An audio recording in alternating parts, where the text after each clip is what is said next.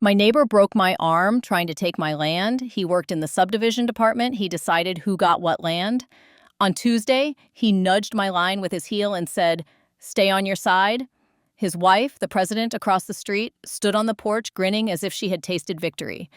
We had long ago agreed on the size of the land, but now, out of greed, he wanted to take even more. "You're wrong again, Margaret," he said in a quiet voice intended for witnesses. "Your land is much smaller." He dragged a rope across the grass toward my hydrangeas.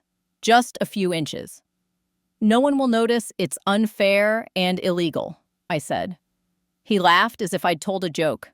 We began to talk loudly, and in a fit of anger, he swung his hand, hitting me on the shoulder, and I fell to the ground. It wasn't a hard push, but it wasn't necessary. My wrist caught on the stone fence my husband and I had installed before he died, and something inside me snapped like a dry twig. "She fell!" his wife called into the air, already rehearsing the line. The sparrows flew off the fence. My breath caught. He crouched too close, smelling of sunscreen and cedar. "Let me help you up," he murmured, looking around the yard as if measuring what had recently become his property. A tape measure hung behind him, the numbers shimmering in the sun. How can a man paid to draw lines wake up one day, convinced he can move a widow with his hands alone?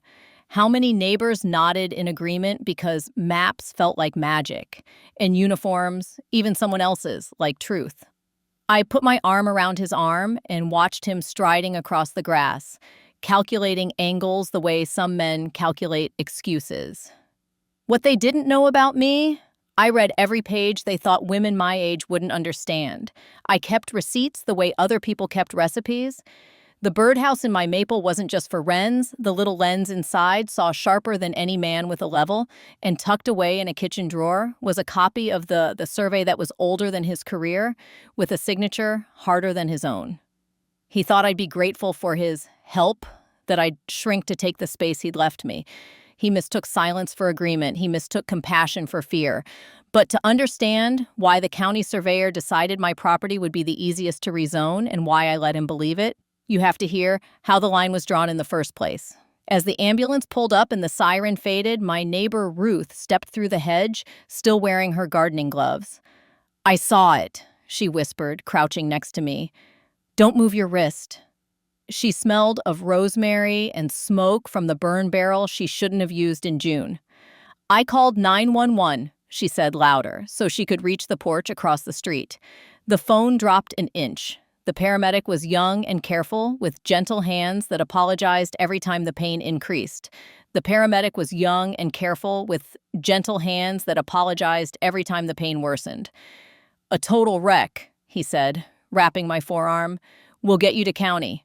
I nodded, memorizing the time, the light, the steady west wind, the orange rope stretched across the grass. I said nothing to the man who had pushed me. I wanted his words recorded, not mine. At the hospital, the nurse adjusted my sling and asked if anyone wanted to take me home. "My husband would have, Sian," I said. "He taught me how to tie a rope." It wasn't an answer, but grief has its own grammar. She squeezed my shoulder and handed me a brochure on how to report injuries. I put it in my purse, along with extra batteries for the birdhouse. A deputy came, stenopad in hand, mustache like a ruler. "Tell me what happened, ma'am." He called me ma'am in the way men my age use when they are trying to be respectful and professional at once. I told him the truth I could prove. I was adjusting my string to the original pins. He moved it. He pushed me. I fell. I did not tell the deputy about the folder in my kitchen drawer or the Saturday I followed a public record from the county website to a storage room that smelled of dust and winter. Those pieces would fit later. "Do you want to press charges?" he asked. My wrist pulsed under the cast. "Yes," I said, "and I want a report number." He wrote it down, tore the sheet, and handed it to me like a ticket to a long train ride. "We'll take his statement," he said. There were witnesses. I thought of the woman on the porch rehearsing her line and of Ruth with her gloves still on. Witnesses often arrive with their own furniture. When Ruth dropped me at home, she refused to leave until I ate something. "You can't fight on an empty stomach," she said, setting a bowl of leftover soup on my table. She was a widow too, quick with a casserole and an opinion. He thinks your age is a soft spot, she said. It's a callus. I laughed, then winced. Thank you, I said. Tomorrow will be busy. Tonight, I opened the folder. It began a year earlier, with a letter. I drove to the county office with the map in my purse. The clerk was a woman my age, foundation a shade too light, eyes kind. Public records are on that computer, she said, pointing. Old plats are in the bottom drawer. If it sticks, jiggle. There are angels everywhere, and most of them wear name tags. I typed my parcel number and waited. The screen filled with scans, warranty deeds, easements, and a subdivision plat that looked like it had been inked with a pen nib by a hand that knew how to draw a straight line without a ruler. There in the margins was a note from 1989. Existing stone border acknowledged as boundary monument. I printed it, hands shaking not from age but recognition. I jiggled the drawer and pulled out a roll of maps so long it felt like lifting a season. At the bottom, a copy with a real wax-sealed signature. Morell's, the same name that capped my rebar. The woman at the counter watched me carry the roll like a newborn. Find what you needed? She asked. More than that, I said. I found what was already there. She smiled. Happens more than you'd think. At home, I added the new papers to the folder and wrote another note for my future self. They are moving on paper what they cannot move in the earth. I didn't confront him then. Men like him paddle best in murky water. I wanted a clear pond. I installed the birdhouse camera the following Saturday while the reeds were at the lake. It looked like a little clapboard church, steeple and all. Inside, it was a lens that uploaded to a cloud my granddaughter had set up for me, with a password no one in this zip code could guess. I set the field of view to capture the string line, the stone border, and the way people's shoulders look when they are about to do something they shouldn't. Spring turned, notes stacked, and then came the windy Tuesday. You already know the shove and the hospital and the deputy's pen. What you don't know yet is the why. He hadn't risked his license for hydrangeas. He needed more than inches to satisfy himself. The clue came, like many do, in a casual remark. 2 days after the fall, a contractor's truck idled in front of his house. I stood at my window with a cup of coffee and a sling that itched under the cast. They unloaded lumber and concrete mix, talking over the engine. Garage is tight, one said. He needs the setback to pass. The other laughed. Not my problem if he can't do math. The first shook his head. You didn't hear it from me, but he's building a mother-in-law suite above. Wife's brother. Moving in. Needs square footage, needs that wall, 2 feet west setbacks, permits. A suite that turned a one-story into a liability if the property line refused to budge. My land was his solution. I called Celeste. I need you back, I said, and I need you brave. She came with a coworker this time, a quiet woman who wore her measuring tape like a necklace. They reshot the line, set little whiskered flags, and took photos at each corner. He's going to try for a permit adjustment, Celeste Sott said. The county will lean toward the county man unless you show them something heavy. I have heavy, I said, pointing to the birdhouse. That night, my granddaughter came over with her laptop and a determination I recognize as family. We downloaded the video, my hands on the string, his boots stepping into frame, his hand pushing my shoulder. The audio caught his voice clear. Stay on your side. My granddaughter's face went still, then sharp. He's done, she said. He just doesn't know it yet. The next morning, I filed 3 things. A petition for a protection order, a complaint with the state licensing board for surveyors, and a request under our state sunshine law for any communication between the Reeds and the county permit office regarding setback variances in the last 12 months. Ruth drove me to the courthouse. You look good in a fight, she said as we walked past security. You look taller? It's the sling, I said, and the truth. In front of the judge, I was careful and simple. He pushed me. I have a broken arm. I'm afraid of him coming onto my property again. My voice did not wobble. The judge, a woman with gray hair cut too short to be fussed with, watched the video on a small screen. She looked at me after, and then at the empty chair where the defendant would sit that afternoon. Temporary order granted, she said. No contact, no trespassing. Hearing in 2 weeks, she signed with a pen that liked its work. At the licensing board, the receptionist scanned my complaint. In the video, on a thumb drive my granddaughter had put a sticker on, a robin, fat and fierce. We meet monthly, she said, but assault is immediate grounds to suspend field duties pending review. She didn't meet my eye when she said the next sentence. We've had concerns raised before. I kept my face still. Let the facts lay their own bricks. The Sunshine Law request went through the county clerk, who wore holiday earrings no matter the month. I like to celebrate things, she said, printing my receipt. Sometimes it's Tuesday. She turned her screen to show me the email queue. You'll get a link when it's ready. I thanked her and went home to wait, which I did by not waiting at all. I called my insurance company to open a claim for medical bills, documented the bruises on my hips the way I documented the robin's nest each spring, and wrote down the names of everyone who had seen anything since last winter. When the letters started coming with their kind fonts and their unkind intentions. 3 days later, the county clerk called. You should come in, she said. I can send a link, but this one's better in person. Her voice had the tightness of someone holding a heavy bag by its handle. In her office, she slid a folder across the desk without the flourish of a reveal. It's public, she said, so this is not advice. But you'll know what you're looking at. Inside were emails. Dozens. The HOA chairwoman, my neighbor, the head of permitting, a developer whose logo I'd seen on a billboard by the highway, phrases like expedite variance and longtime county partner. One message sat like a crow on a wire. If we can resolve the lingering lot line discrepancy, the accessory unit passes without issue.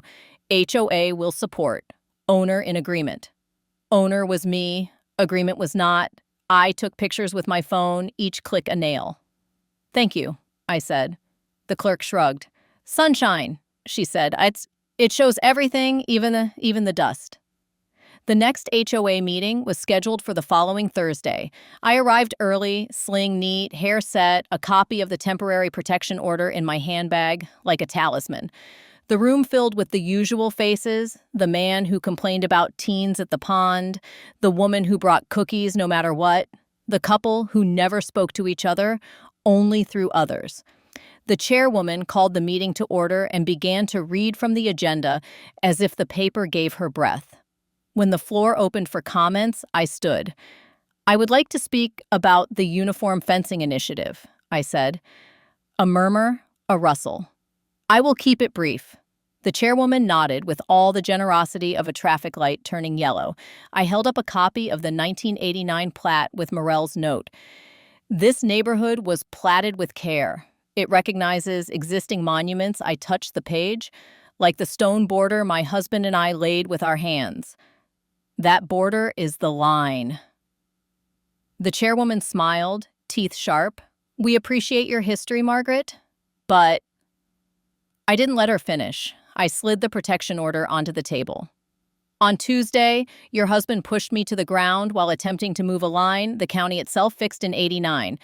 Every eye found the sling. I kept my voice calm. The court has granted a no contact and no trespass order. And I have filed a complaint with the licensing board, a gasp near the cookies. The chairwoman's composure fractured like ice under a boot. That's a private matter, she said. It is when it happens in private, I said. It wasn't. It was in my yard, in front of your phone. I did not show the video. Not yet. I showed the emails. I read the line about resolving lingering lot line discrepancy, and the lie embedded in owner in agreement. I watched recognition travel from face to face like a current. Not everyone is brave, but almost everyone understands when the game has been rigged and their piece is next. From the back of the room, a quiet voice. He moved our marker, too. It was Mr. Jensen, retired pipefitter, knees bad, temper good. Said it was just inches. I let it go. His wife shook her head, eyes wet. I told you. Another hand, another story. By the time we were done, the chairwoman's gavel sat useless beside her papers, and the agenda might as well have been a placemat. Someone called for a vote to suspend the fencing initiative pending independent surveys. The motion carried. Someone else asked for a financial audit of the HOA contracts. The chairwoman's smile faded like bad paint. After the meeting, as people gathered their coats and conclusions, a man approached me with a walk I recognized, careful, measuring. "Name's Henry," he said, offering a hand he didn't squeeze too hard when he saw the sling. "Retired from the Postal Service. Walked this block 30 years. His eyes held the mail carrier's habit of noticing. "I've seen him move more than string lines. He moved a stone when you were at your daughter's in April." He pointed with his chin toward the border, kicked it with his boot. "Thought no one saw?" He opened his wallet and slid out a small notebook, pages frayed. "I write things down," he said, a little embarrassed. "Time, date, helps me remember what people tell me they didn't do." He tore the page and put it in my good hand. "For your folder." The hearing on the protection order was set for 2 weeks. Between then and now, I planted myself in the work of being exact. My doctor documented the fracture and the bruising with photographs and notes in a handwriting that leaned forward, eager to get to the point. Celeste prepared a formal report, bearings and distances, monuments and calls, with language even a judge could love. My granddaughter printed stills from the video and labeled them like a curator at a small, proud museum. Ruth sat at my table with a list of neighbors to call for statements. "I've always liked a project," she said. "This one matters." I slept better than you'd expect. There's a peace that comes from aligning yourself with the right page. It felt like stepping into the chalk outline of my own convictions. On the morning of the hearing, the courtroom smelled faintly of lemon and old wood.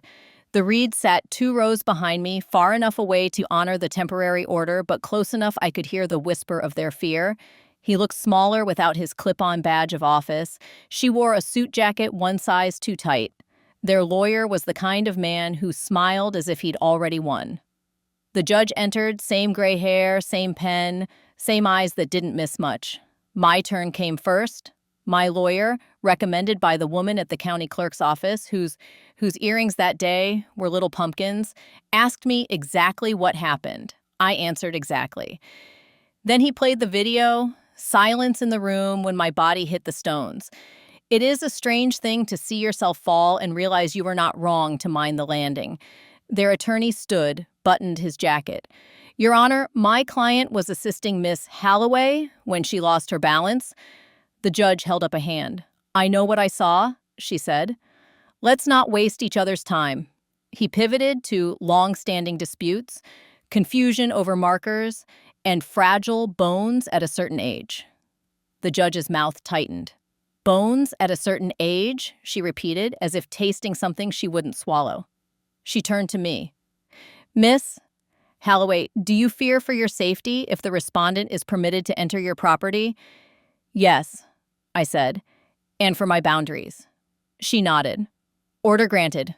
1 year, no contact, no trespass, no construction within 10 feet of the disputed line pending resolution of property claims." I exhaled. He exhaled too, in the angry way of men who have believed for decades that force is a form of speech. His wife did not look at him. 2 days later, the licensing board suspended his field duties. "Pending investigation," the letter said, but the word that mattered was suspended. He could sit at a desk. He could not stand at my fence. The county responded to my sunshine request with more emails, as bureaucracies often do when they realize they have to be honest because the sun is looking. And one thread showed the developer pressing for speed. "We've got framing scheduled," he wrote. "I need that variance." The head of permitting replied, "We can't issue with a dispute on record." And then a note from the chairwoman. "We can neutralize the dispute with HOA support. Owner is elderly." Elderly sat on the page like a slur. I printed it bigger than the rest and taped it to my refrigerator to look at when I needed an extra spoon of resolve. Then came the first twist I didn't see coming. Jake, the intern who'd given me Celeste's number, knocked on my door on a Saturday morning with a backpack and a face the color of paper. "Can I come in?" he asked. His eyes kept moving to the street. I poured coffee into a mug that said, "Measure twice, cut once." It had been my husband's. Jake warmed his hands on it like a man in a photograph from the Depression. "I shouldn't be here," he said, but I am. He's going to bury me anyway, so I might as well speak. He set the backpack on the table and unzipped it. Inside were copies of field notes from the county office, stamped but not filed, a flash drive, and a spiral notebook filled with handwriting that wasn't his. He backdated a correction on the Jensen property to make a shed legal. He relabeled an iron pipe as a found pin when it was planted last month. He did it to help his friend pass inspection. He swallowed. I told him it wasn't right. He told me I was lucky to learn how the world works. His hands shook. "Miss Halloway," he used his title to move lines all over this neighborhood, not always by feet. Sometimes, by the weight of his voice, I reached across the table and covered his hand with my good one. "Thank you for telling me," I said. He nodded, then blurted like a man stepping off a dock before he can reconsider. His wife used HOA funds to pay the contractor who did their patio. She called it a common area improvement. That's why they need the fence moved. The patio violates setback without it. He looked nauseated. "I have receipts." We called my lawyer. We called the HOA treasurer, a quiet woman who had been sidelined by the chairwoman at every meeting and who now, with the flush of a long stifled truth, drove over with a ledger under her arm. The three of us sat at my kitchen table and built a bridge from suspicion to proof, plank by plank. Reimbursements that didn't match invoices, checks written to a cousin who owned a contracting business that only existed on paper, email instructions to code line items as pond maintenance for what was clearly pavers and lighting for a private backyard. "People think bullies are loud," the treasurer said, flipping a page. "They forget how efficient they are. It's the quiet that buys them time." We moved quickly.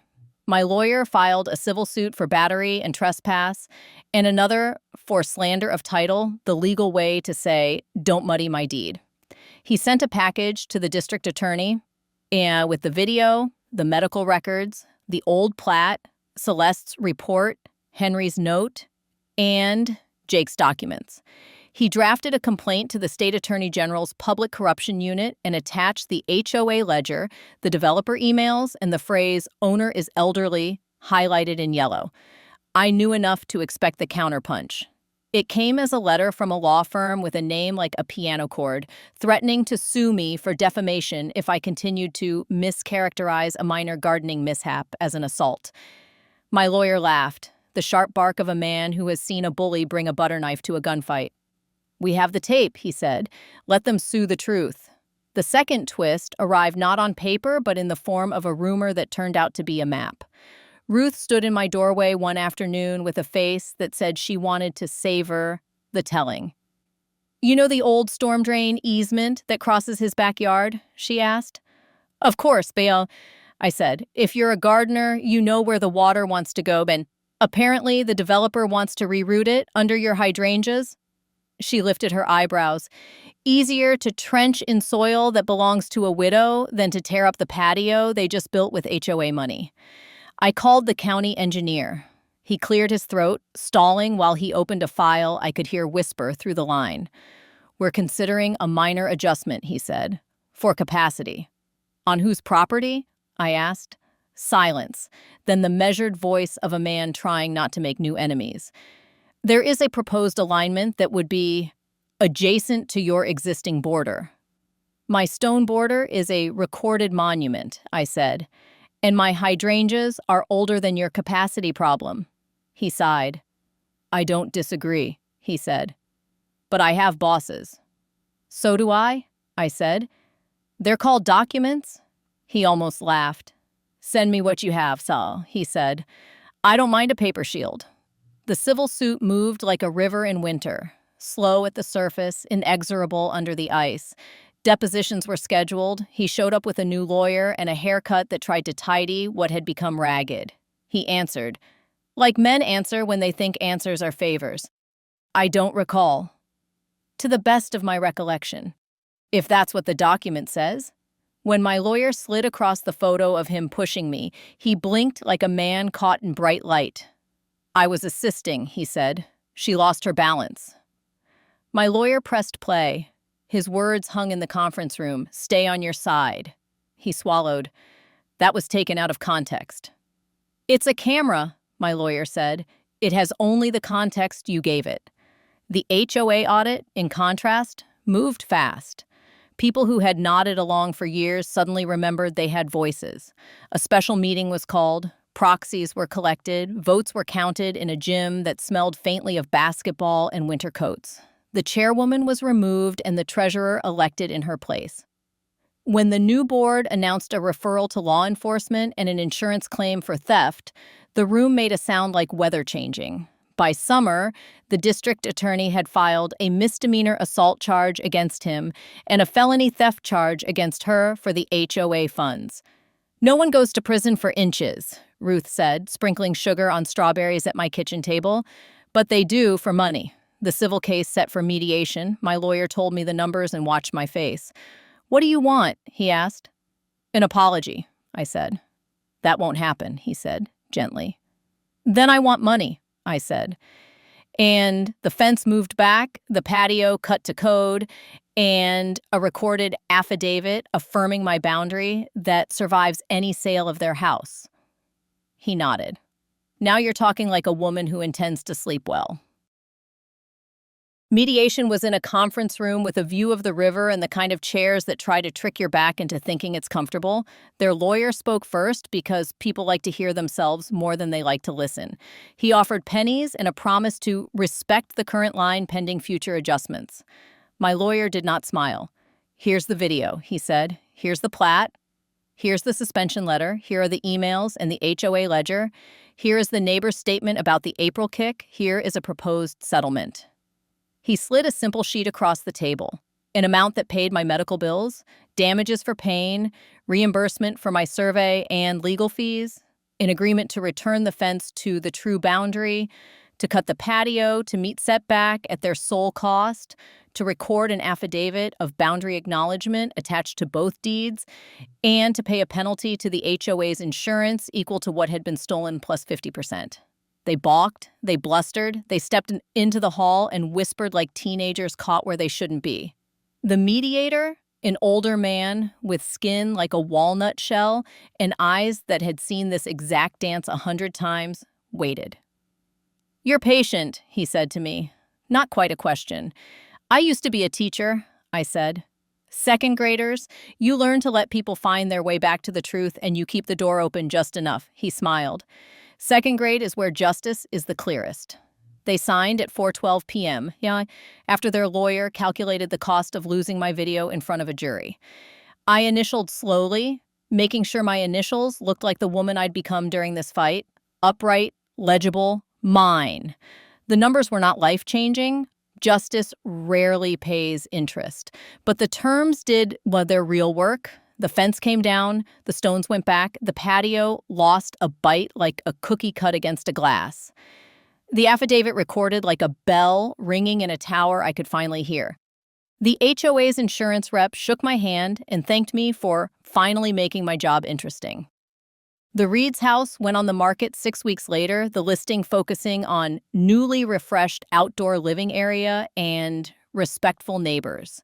No one can help the sentences people choose when they are pretending not to feel what they feel. I thought that would be the end. Then the state licensing board issued its decision. They had found a pattern, the kind of word a board uses when it wants to spare itself rhetoric and go straight to consequence. Unrecorded corrections, pressure on subordinates, signatures that made their way onto maps too quickly and without, the field notes to justify them. They suspended his license for 2 years, required an ethics course that could not restore what never existed, and referred the matter to the county for internal discipline. The county let him resign. He left with a box and a reputation that had become a warning. His wife took a plea, probation, restitution, the humiliation of standing before a judge and agreeing to be told no. I did not attend the hearing. I do not need to watch people learn gravity works. There was one more twist, small and private, and it was the sweetest.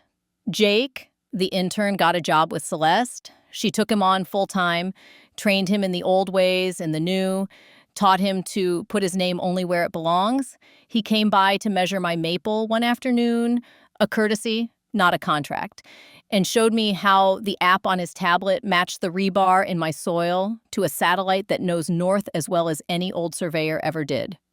"You did this," he said, earnest as a hymn. "You made me believe I could work and not be afraid." I patted his arm. "No," I said. "You made you." I just held the door. Ruth and I hosted the first neighborhood potluck in years that wasn't soured by someone's agenda. People brought pies and apologies. Mr. Jensen shook my hand and then hugged me without asking, which is the only way I like to be hugged by men I don't know well. The new HOA president, our treasurer with the ledger, stood on the grass and promised transparency and then brought out a binder to prove she meant it.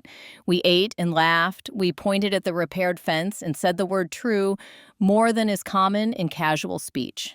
That night, after the last dish was washed and the last story retold, I stood by the stone border with my sling finally off and my arm itching with the memory of healing.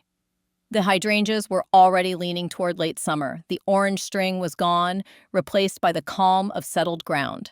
I ran my fingers over the rough surface of the stones and thought of my husband showing me back then how to sight along a line. "You look past it," he had said, "to see if it holds." He was right. You don't stare at the inch in front of you. You fix your eyes on what it must connect to and you see if it belongs. How could a man whose job was to draw lines think he could move a woman like me? Because people confuse authority with ownership. Because neighbors confuse quiet with approval. Because some men learn early that if they speak with a certain rhythm and carry a tool, people will let them put it where it doesn't belong because that's how they've gotten away with it until they don't.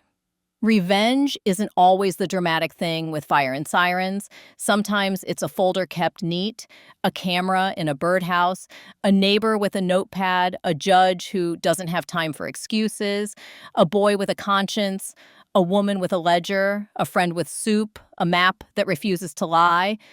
Sometimes revenge is a hydrangea flowering over a line that someone tried to erase. As if petals don't count as testimony, I keep the folder still, not because I expect to use it again, but because I like the way it feels to own the story of what happened on my own land.